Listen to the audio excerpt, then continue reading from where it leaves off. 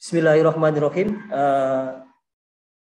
Assalamualaikum warahmatullahi wabarakatuh. Waalaikumsalam warahmatullahi wabarakatuh. Sebelum kita memulai pembelajaran pada pagi hari ini, kita berdoa terlebih dahulu anak-anak. Saya minta satu anak ya untuk memimpin doa. Silahkan untuk dipimpin doa Nayaka Zaki. Ya Pak, sebelum kita mulai pelajaran kita di siang hari ini, mari kita berdoa kepada Allah Subhanahu wa taala. Semoga kita diberikan kelancaran dan kemudahan. Amin ya rabbal alamin. Berdoa mulai. A'udzubillahi minasyaitonirrajim. Bismillahirrahmanirrahim. Raditu billahi rabba wa bil islami dina wa bi Muhammadin nabiyya wa rasulah. Rabbi zidni ilma warzuqni fahma. Rabbi shrah li sadri wa yassir li amri wahlul 'uqdatam min lisani yafqahu qawli. Amin ya rabbal alamin. Terima kasih Nayaka atas pimpinan doanya ya. Alhamdulillah anak-anak, hari ini kita bisa bertemu kembali dalam pembelajaran sejarah Indonesia. Tentu saja sebelum kita mulai pembelajaran, melanjutkan pembelajaran atau materi kita seminggu yang lalu, mengingatkan ya kondisi sekarang ini masih belum aman benar dari pandemi COVID-19. Jadi saya harapkan kalian dimanapun menjaga prokes. Sebelum saya lanjut, tolong diisi daftar hadir terlebih dahulu. Akan saya share melalui chat ya.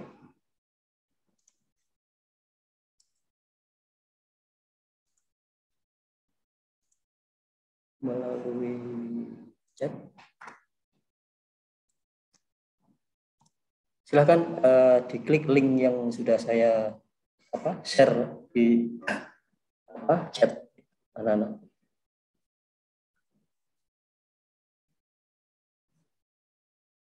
Satu, dua, tiga, empat, 5, 26 total ya. Alhamdulillah semua hadir pada siang hari ini. Sudah? Sambil mengisi ini daftar hadir, ini ya. Sudah kelas 12 ya kalian. Bulan Desember awal ini insya Allah ada PAS, penilaian akhir semester. Kemudian pertengahan Desember kalian sudah terima rapot semester 5. Seperti yang sering saya sampaikan ketika dulu kelas 11 ya, bahwa nilai semester 5 ini akan menjadi sangat berpengaruh pada perjalanan kalian nanti setelah lulus dari Semamda. Mau kemana kalian, terutama yang pengen kuliah di perguruan tinggi negeri, jalur undangan apalagi, ya nilai semester ini itu nilai terakhir yang berpengaruh bagi kalian yang ingin lolos SNMPTN. Oke anak-anak, itu mungkin sebagai motivasi bagi kalian agar lebih baik. Minggu kemarin kita sudah membahas bagaimana perkembangan perekonomian dan juga politik di masa demokrasi liberal. Di demokrasi liberal ini ya, tahun yang berlangsung antara tahun 1950 hingga 1959 banyak sekali pergolakan politik terutama yang terjadi di Indonesia. Kekuatan-kekuatan partai politik ini untuk saling bersaing satu sama lainnya ini sudah di luar batas kewajaran. Ya. Pasti kalian masih ingat bagaimana antara tahun 50 sampai 59 sudah terjadi 7 kali pergantian kabinet. Ya. Tuh, resminya. Sebentar, saya ingin. Nah. Tujuan pembelajaran, jadi setelah membaca modul dan mencermati slide PowerPoint yang saya tampilkan nanti, peserta didik ya, kalian mampu mengidentifikasi perkembangan kehidupan politik pada masa demokrasi terpimpin. Kemudian yang kedua, peserta didik mampu menganalisis perkembangan kehidupan ekonomi pada masa demokrasi terpimpin. Dan yang ketiga, dengan membaca modul dan juga sumber-sumber yang relevan, peserta didik mampu melakukan penelitian sederhana ya, atau menganalisis tentang perkembangan kehidupan politik dan ekonomi pada masa demokrasi terpimpin. Dan yang terakhir, setelah melakukan penelitian sederhana, peserta didik mampu menyajikan hasil penelitian tentang politik dan ekonomi di masa demokrasi terpimpin dalam bentuk laporan tertulis. Ya, sederhana saja nanti bisa ditampilkan di perwakilan kelompok. Lanjut ya. Perhatikan gambar berikut. Nah, ini.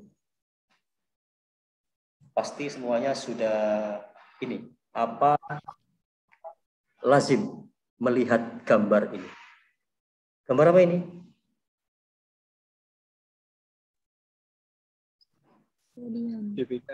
Stadion Soekarno. Stadion Soekarno Hatta. Iya, GBK nggak pakai Hatta. Oh iya udah. Gelora Bung Karno. Pak Hattanya nggak ikut waktu ini. Maksudnya di namanya itu nggak diikutkan.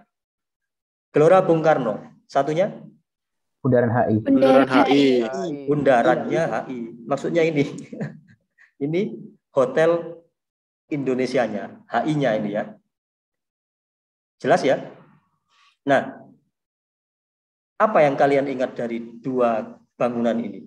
Bung Karno, apa itu Nasakom? Hasmi boleh menambahi, Pak? Silakan, Hasmi. Menurut saya waktu itu, yang setahu saya ya Pak, Ya. ada partai-partai besar, yaitu ada kayak Masyumi dan PKI dan PNI. Nah, PNI itu kan berlawan nasionalis, PKI itu komunis, Masyumi itu agamis ya Pak, seperti itu. Ya. Nah, untuk menimbang kegagalan-kegagalan di demokrasi liberal, akhirnya Pak Karno ini membentuk Nasakom yang menggabungkan nasionalisme, komunisme, dan agama dijadikan satu ideologi agar bisa bersama membangun negara ke depannya gitu. Mungkin seperti itu.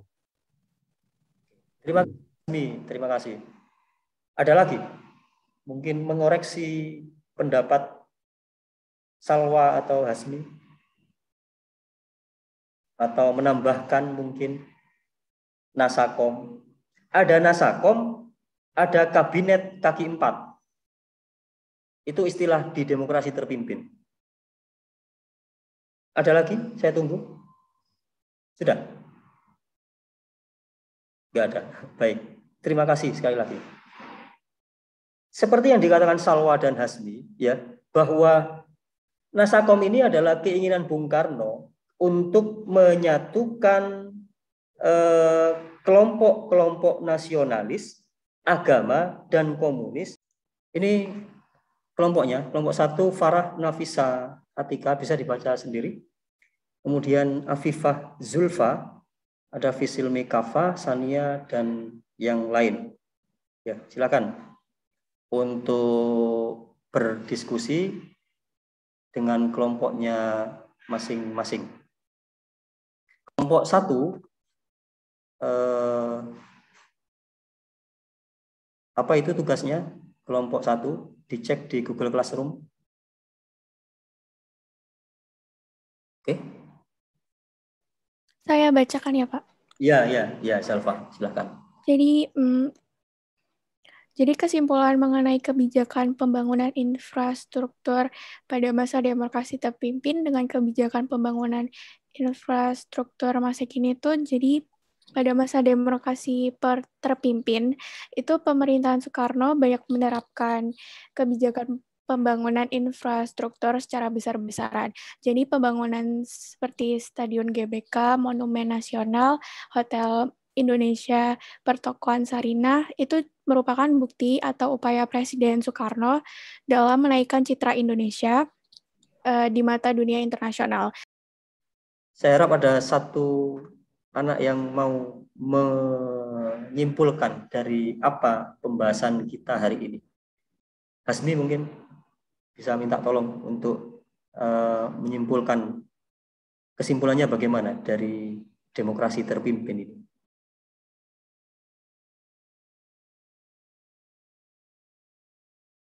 Iya, Pak. Ya. Jadi pada masa demokrasi terpimpin itu Presiden Soekarno untuk menstabilkan politik pada saat itu pun sampai membentuk sebuah ideologi Nasakom.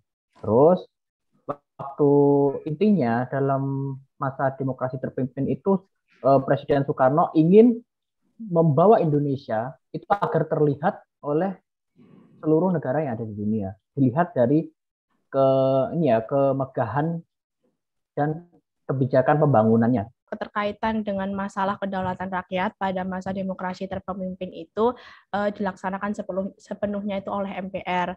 Kemudian, tapi dalam pelaksanaan kedaulatan rakyat itu sepenuhnya berada di tangan Presiden. Kemudian untuk keterikatan dengan masalah pembagian kekuasaan, kedudukan Presiden itu hanya sebagai kepala negara. Namun kekuasaan Presiden itu menjadi sangat dominan sehingga jabatan Presiden itu sampai tadi ditetapkan sebagai Presiden seumur hidup oleh MPRS. Kemudian keterkaitan dengan masalah pengambilan keputusan ini dilaksanakan oleh MPRS dan DPR-GR serta berdasarkan suara yang bulat.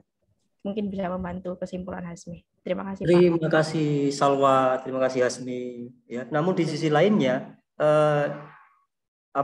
akhirnya Indonesia memang dikenal di dunia ya. Bahkan kita itu diperkirakan akan menjadi negara yang punya pengaruh di tahun 2045. Ini tidak akan terjadi jika generasi berikutnya ya termasuk Anda ini ya nantinya 10-20 tahun mendatang jika kemudian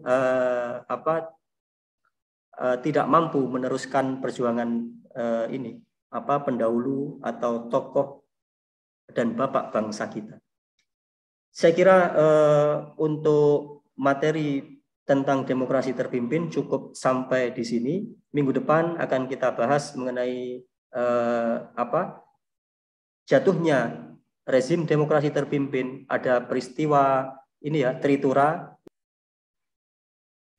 Sebelum kita mengakhiri pembelajaran pada hari ini, mari kita berdoa bersama-sama. Berdoa mulai.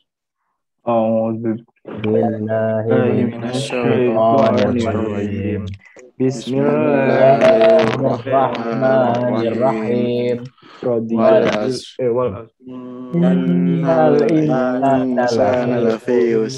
Illalladzina amanu wa amilus solihati wa tawassaw bil haqqi wa tawassaw bis sabr. Subhanallah wa bihamdika asyhadu an la ilaha illa anta astaghfiruka wa atubu ilaik. Walhamdulillahirabbil alamin. Amin. Oke. Terima kasih. Mohon maaf jika ada kekurangan. Ya, kita lanjut minggu depan, terutama semoga di keadaan yang lebih baik lagi. Assalamualaikum warahmatullahi wabarakatuh. Waalaikumsalam warahmatullahi wabarakatuh. Terima kasih Pak Mustaqim. Terima kasih semuanya. Terima kasih Pak. 12 MIPA 4 luar biasa semua. Bisa live meeting ya. Saya ini dulu.